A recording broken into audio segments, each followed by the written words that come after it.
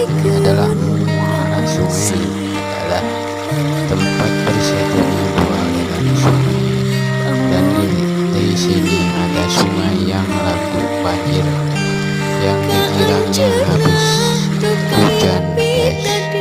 Jadi airnya agak keruh, dan yang satu lagi alirannya agak bening, itu aliran air yang tidak ada hujan di daerah girangnya.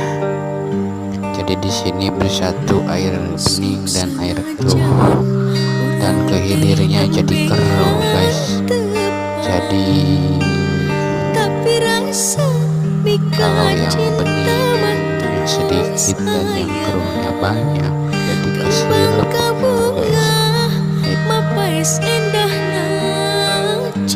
Asik.